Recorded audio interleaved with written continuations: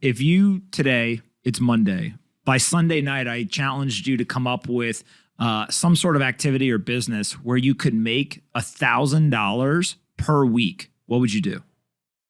Without any of our unfair advantages. Correct. I'm guessing. You just starting from scratch. You want to make $1,000 per week. What do you do?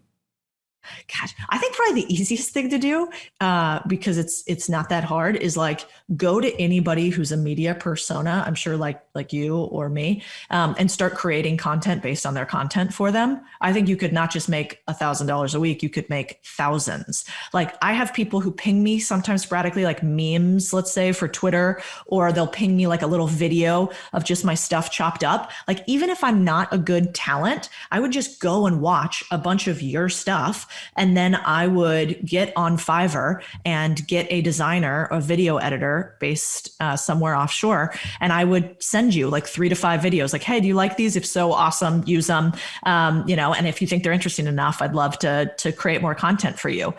Everyone I know is so hungry for content, and we all make a lot of money on the internet and otherwise. I think it's a no-brainer to become an outsourced content creator. You could create an agency in like 5 minutes. I mean, it's wild.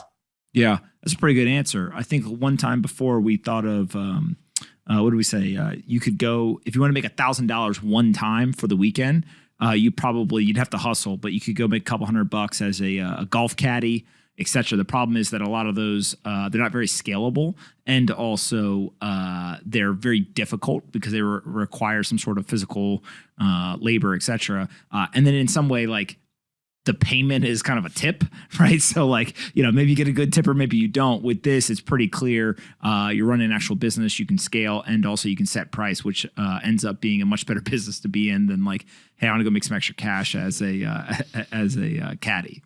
Yeah, I agree. Maybe the other thing, if you want to go more manual than tech, would be like I might just like go buy a power sprayer or something from Home Depot. Actually, you could probably just rent one and run around like a nice neighborhood somewhere in your city and ask if you can power wash people's driveways. Like, well, this looks kind of dirty. Do you need some power washing on this? You can't really screw up a driveway, so I don't think you could, I wouldn't power wash a house to start with.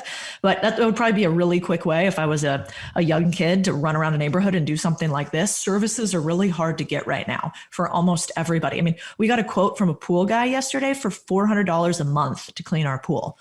So anything where you can make somebody's house nicer and easier and serve them like this, I think you could probably make some money really quick. How big is your pool? You got a pool the size of the ocean for $100 to just come and clean it?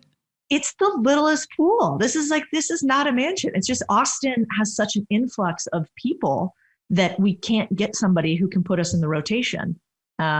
And they were like, well, maybe we could do it if we paid $400. I was like, I'm about to learn about pool cleaning because this is not happening. Hey, you, did you like this video? Great. We make 5 of them a day and post them here on this channel. Make sure you subscribe, like the video, and see you next time.